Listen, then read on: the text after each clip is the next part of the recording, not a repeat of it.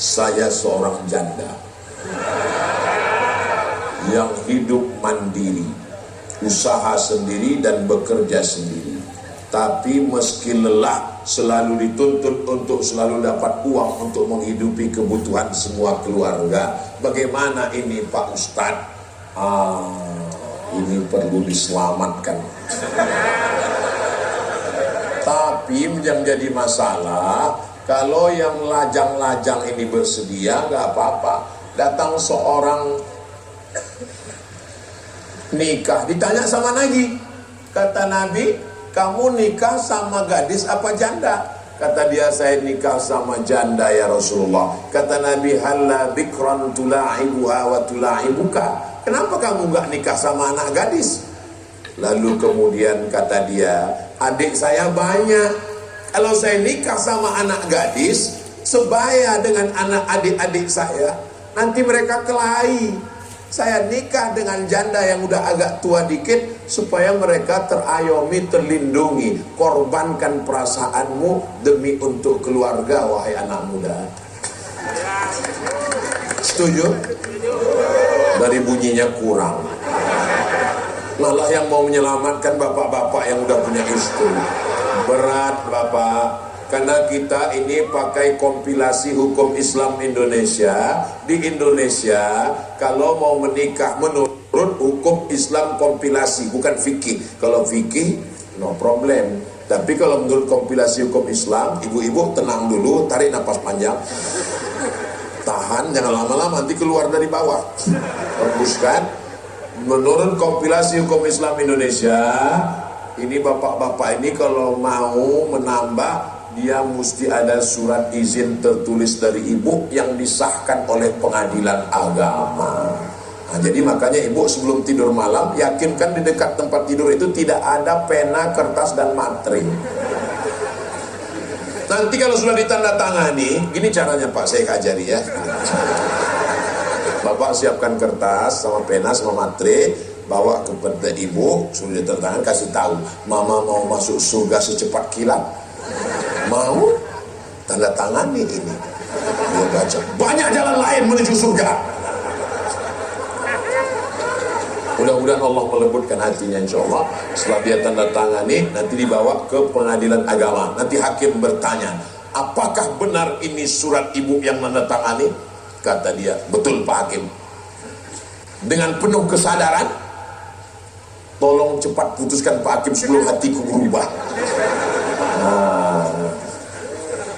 Fankihu ma taba lakum minan nisa'i masna wa thulatha wa ruba fa in khiftum alla ta'dilu fawahidah. Kalau kamu takut tidak mampu bersikap adil, maka satu cukup, only one. Only one. Berapa banyak orang lebih mau suaminya berzina, makan haram daripada yang halal. Ini adalah emergency door. Kalau kita naik pesawat, itu pramugara ngasih tahu, ladies and gentlemen, kepala bekudis dan salesman, all of our passengers, semua penumpang, ini pesawat ada dua pintu, pintu depan dan pintu belakang. Tapi kalau terjadi kecelakaan, ada pintu alternatif yang dibuka kalau terjadi sesuatu. Paham? Sulit memang menjelaskan sama orang yang ketakutan.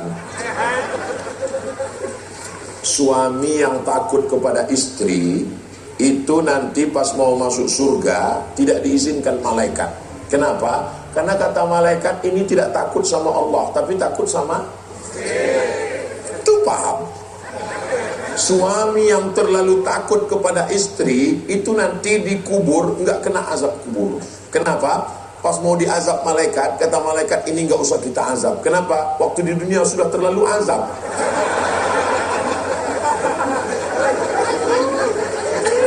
Ya Allah, jadikanlah semua jamaah ini sakinah, mawaddah, warahmah. Bisa menjadi ulama seperti ulama Mahaguru Imam Lapeo. Terima kasih. Wassalam Pak Ustadz. Saya kalau ketemu orang-orang hebat itu, saya tanya. Waktu ketemu dengan Bismillahirrahmanirrahim, Haji Muammar ZA. Agak mirip-mirip dikit kan? Di antara kori-kori internasional yang eksis dari zaman saya kecil sampai sekarang, banyak kori hilang. Tapi beliau ini termasuk eksis. Jadi saya tanya, apa amalannya Kiai? Jadi saya kalau ketemu ulama itu saya bisik, apa amalannya Kiai? Banyak juga orang sekarang bisik ke saya, udah ngopi belum? Apa amalannya Kiai? Kata Kiai Muammar, ibu saya kalau habis sholat maghrib ke isya membacakan Al-Fatihah dan Yasin untuk anak-anaknya. Anaknya 9, Fatihah Yasin, Fatihah Yasin, Fatihah Yasin, Fatihah Yasin, bertawassul kepada Allah dengan surat Al-Fatihah dan surat Yasin. Ayah saya, kata Kiai Muhammad, habis maghrib ke isya nggak keluar masjid, masuk maghrib keluarnya isya, dan habis subuh sholat keluarnya terbit matahari setelah syuruk, mendoakan. Baru saya paham, di balik anak yang hebat ada ayah ibu yang luar biasa. Ibu saya nggak pernah cerita, saya nggak pernah nanya. Tapi ketika dia tua, saya bawa pengajian kemana-mana, ngaji saya bawa ke Medan. Sampai di Medan kami nginap di hotel. Kata dia, kawanku mau datang, terserah mak, mau datang ke kamar atau kita di lobi bawah. Di bawah aja lah, gak enak di atas. Iyalah, di bawah. Saya biarkan mereka ngobrol, saya nguping. Apa yang diceritakan orang-orang tua itu? Temannya nanya, apa yang kau doakan anakmu? Kata mak saya menjawab, setiap malam ku bacakan anakku Al-Fatihah 100 kali. Saya dengar terkejut saya, dia gak pernah cerita. Dia gak pernah bilang, kau kubacakan 100 kali, gak pernah. Setelah dia meninggal, datang jamaah. Ustaz, tadi saya lewat di depan rumah almarhumah emak Ustaz. Loh, ibu tahu rumah emak saya? Oh, saya selalu datang ke sana. Kenapa gak pernah ketemu? Pas Ustaz gak ada. Karena saya gak mau ngobrol sama Ustaz, saya ngobrolnya sama emak Ustaz. Apa aja cerita emak saya? Katanya anakku itu kalau dia tidur di kamar, aku zikir di depan pintunya pas dia tidur, aku bacakan zikir la ilaha illallah antara 1000 sampai 3000 kali malam kalau dia sedang di rumah. Setelah meninggal baru saya tahu. Saya ceritakan ini ke ibu-ibu supaya kalau sedang mengandung anak banyak baca la ilaha illallah, surat Yasin, Al-Fatihah dan sholawat. Jangan pas ngandung anak kayak meracun, kucing garong, cinta satu malam, selimut tetangga, pulang-pulang berbadan 2. Bapaknya juga begitu, bapaknya juga berzikir. Jangan bapaknya sibuk dengan maksiat. Maka kalau ini dilaksanakan, bacakan doa Nabi Ibrahim, Rabbi habli minas sholihin. Bacakan doa Nabi Zakaria, Rabbi habli min ladunka zurriyatan thayyibah. Saya nggak bisa bahasa Arab, nggak hafal doanya, pakai bahasa Indonesia. Ya Allah, jadikan anakku ini soleh, jangan seperti aku. Saya tidak soleh Pak Ustaz, tidak merasa soleh, tapi insya Allah kita soleh di hadapan Allah, insya Allah. Amin. Benarkah muslimah diharamkan pakai celana panjang, harus pakai rok dan gamis? Tidak ada aturan pakaian perempuan itu model apa. Tidak ada diatur merek apa dan kain jenis apa. Yang ada dalam Al-Quran, ya ayyuhan nabi, wahai nabi, qul li azwajika, katakan pada istrimu, wa banatika, katakan kepada anak perempuanmu, wa nisa'il mu'minin, katakan kepada perempuan yang beriman, yudnina alaihinna min jalabibihinna, memanjangkan pakaiannya. Hanya disuruh memanjangkan pakaian, karena waktu itu pakaiannya lehernya kelihatan, betisnya kelihatan. Suruh memanjangkan pakaian, panjang penutup kepala, leher tertutup. Panjang penutup kaki sampai kaki tertutup. Intinya tidak sempit, longgar, tidak transparan, apapun modelnya. Model kimono Jepang. Kalau ada sekarang desainer perempuan membuat pakaian kimono Jepang. Kimono Jepang itu sangat longgar dan tertutup semuanya. Jadi orang Jepang kalau pakai kimono tinggal tutup saja jilbab, sudah selesai.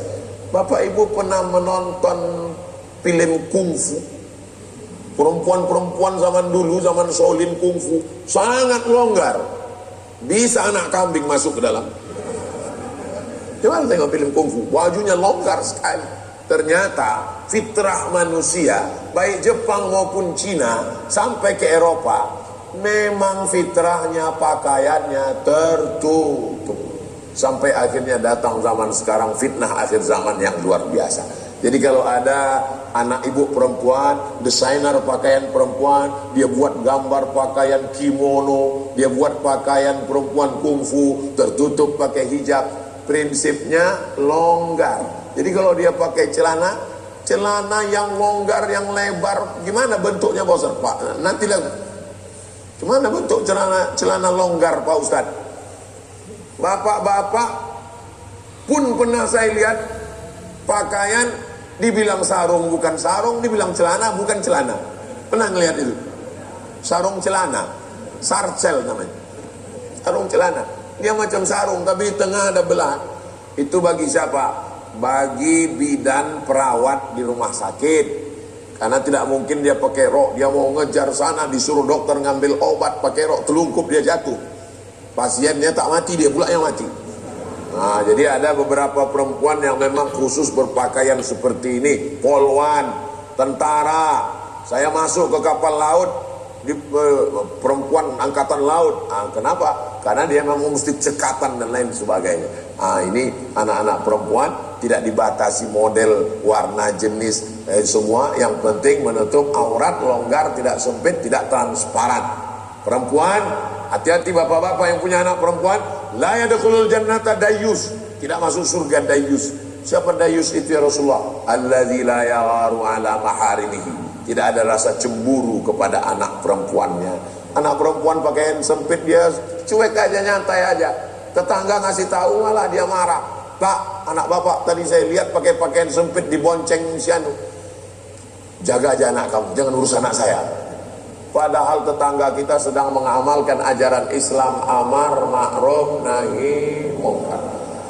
Mereka bukan mau melanggar privasi kita, mereka sayang dengan kita, mereka sedang menasehati karena melihat anak tetangga juga adalah anak kita, melihat cucu tetangga juga adalah cucu kita. Tapi jangan sampai melihat istri tetangga juga istri kita, itu tak betul.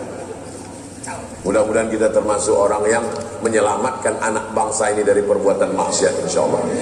Saya ada tetangga rajin ke masjid, selalu masbuk sholatnya. Apa hukumnya Ustaz? Kalau saya ke masjid dia masih menyapu halaman, membersihkan kandang burung, menyuci Honda, pokoknya ada aja yang dikerjakan. Jadi orang sekarang beramal itu tidak dengan ilmu, tapi membandingkan dengan orang lain. Kau kenapa imam muda pada qamatis shalah masjid? Kenapa kau terlambat masbuk terus ke masjid? Emang masih syukur aku sembahyang. Kawanku tak sembahyang, biniku tak sembahyang, mertuaku pun tak sembahyang. Jadi orang beramal itu bukan karena ilmu, tapi karena menengok orang lain. Ini tak betul. Jadi sahabat Nabi dulu, kalau dia masbuk, dia takziah 3 hari. Buka kitab Al-Fiqhul Islami wa Adillatuh tentang bab salat jamaah. Kalau dia ke masjid, imam sudah takbiratul ihram, sudah ruku, gara-gara dia tak dengar, dia bersedih 3 hari. Kalau sampai dia ke masjid orang sudah sholat, 7 hari dia berduka cita. Sekarang terdengar. Makanya yang bagus itu adalah intizar sholat, menunggu sholat. Tengok waktu sholat Pekanbaru, zuhur jam berapa? 12.25. Jam 12.20 udah masuk masjid, tahiyatul masjid. Tenang, tunggu azan. Habis azan qabliyah zuhur. Itu yang paling bagus. Beramal ini macam kacamata kuda, fokus ke depan lillahi ta'ala, cakap orang tak kita pedulikan. Jangan beramal karena orang. Nanti kalau orang tak ada, kita tak beramal. Jangan yang dijadikan standar amal adalah orang, tapi standar orang adalah amal. Jangan menilai kebenaran dari orang, tapi nilailah orang dengan standar kebenaran. Jangan nilai kebenaran dengan standar Abdul Somad, nilailah Abdul Somad dengan standar kebenaran. Kalau Abdul Somad benar, kami ikut. Kalau Abdul Somad tak benar, kami tak ikut. Karena standarnya bukan Abdul Somad, tapi kebenaran. Begitu juga dalam beramal. Beramal karena orang, bahaya kita. Di masjid sering kita jumpai habis kajian Ahad ada hidangan makanan dan minuman. Iya, kabarnya juga di sini juga ada. Kabarnya habis ini ada acara sarapan bersama di rumah masing-masing. Yang disediakan oleh pengurus masjid, dan uang untuk membeli makan tersebut dari uang trombol Jumat. Nggak bisa. Karena orang bersedekah bukan khusus untuk makan jamaah. Dan yang memakan itu tidak semuanya fakir miskin. Kalau mau buat begitu, buatkan satu kotak khusus. Kotak untuk makan bersama Ahad pagi. Jadi orang ketika menyumbang, dia masukkan duit itu, niatnya untuk sedekah makan. Buatkan rekening khusus, jangan nyampur.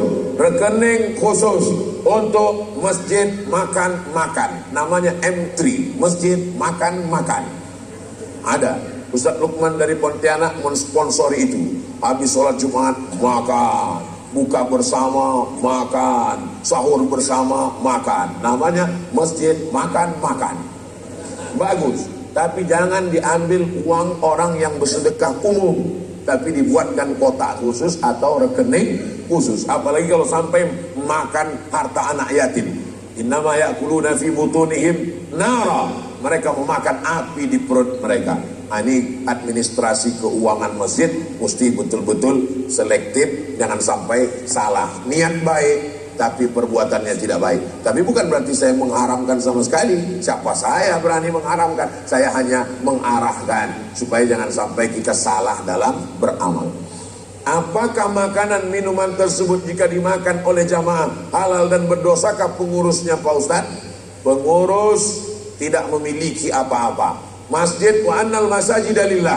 Pengurus adalah orang yang dititipkan amanah untuk mengurus Baitullah berdasarkan amanah yang diberikan umat Nabi Muhammad sallallahu alaihi wasallam. Kebetulan diamanahkan jadi ketua masjid, ya. Ini Ustadz nyindir ketua masjid atau gimana? Enggak, saya ketua masjid. Ini biar kurus begini ketua masjid. Ketua masjid. Maka saya bertanggung jawab penuh. Akhirnya suatu hari datang pengurus, wajahnya berkabut. Saya bilang ada jamaah yang meninggal. Enggak, Pak Ustaz. Ada kecelakaan? Enggak, Pak Ustaz. Terus apa masalahnya? Duit dilarikan sekretaris Pak Ustaz. Berapa? 40 juta Pak Ustaz. Ini duit umat, bukan duit pengurus. Berarti kita bertanggung jawab. Harus kita ganti semua. Kalau gitu kami mundurkan diri semua Pak Ustaz. Gawat, bahaya.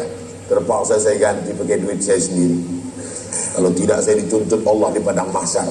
Kalau gitu kasih tahu sama dia, kau mau dilaporkan Ustaz ke polisi, balikkan uang itu. Enggak ada Pak Ustaz, dia pun udah fakir miskin juga sekarang Pak Ustaz.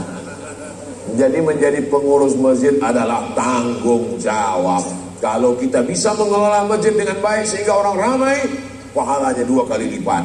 Tapi kalau sampai orang nggak ke masjid gara-gara kita, apalagi sampai duit masjid habis, kita diminta tuntut tanggung jawab di hadapan Allah. Tapi jangan gara-gara ini pengurus mundurkan diri semua. Menjadi pengurus masjid mesti tebal-tebal telinga, mesti tahan-tahan hati, mesti tahan-tahan perasaan, mesti tahan-tahan emosi. Kenapa? Karena pengurus masjid ini seperti kue bika Ambon, di atasnya api, di bawahnya api. Banyak sekali. Ustaz kok tahu? Saya pengurus masjid. sengaja tersenggol oleh istrinya.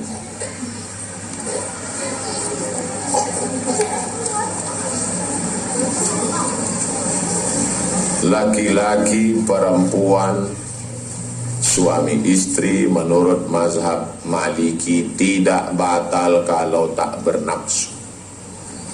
Menurut mazhab Hanafi, walaupun bernafsu tak batal, karena makna aula mastumun nisa bukan menyentuh kulit. Maaf, berhubungan kelamin baru batal. Mazhab Hanafi tak batal. Mazhab Maliki batal kalau bernafsu. Mazhab Syafi'i bernafsu tak bernafsu batal. Kawan saya Muhammadiyah mau berangkat dari rumah berwudu, mau berangkat disalaminya bininya, cuk. Habis itu sampai kantor sholat duha dia. Kau kenapa tak wudu? Muhammadiyah pakai majelis tarjih, mentarjihkan kalau tak bernafsu tak batal. Mazhab Maliki dipakai. Saya terti mazhab Syafi'i, bernafsu tak bernafsu batal. Asal udah bersentuhan sama ustazah mau mengendong Sani, kena tangan, batal. Maka saya tetap ulang wudu balik. Mau disenggolnya tetap batal. Apakah yang dilakukan Nabi sebelum diangkat menjadi Rasul disebut dengan sunnah? Lahir, dapat wahyu umur berapa? 40. Hijrah setelah 13 tahun di Makkah. 40 tambah 13? 53. Meninggal tahun 11 bulan Rabiul Awal. 4 titik. Titik lahir, titik turun wahyu, titik hijrah, titik meninggal. Apa itu hadis? Ma udhifa ila Nabi sallallahu alaihi wasallam min fi'lin aw qaulin aw taqririn aw sifati khalqiyatin aw khuluqiyatin min wiladatihi ila wafatihi sallallahu alaihi wasallam. Itu namanya hadis. Semua yang terkait dengan Rasulullah. 5. Qaulin, ucapan. Fi'lin, perbuatan. Takririn, ketetapan. Sifati khalqiyatin, bentuk fisik tubuh. Wa khuluqiyatin, sifat bawaan, tabiat. Sejak dia lahir sampai meninggal. Itu namanya hadis.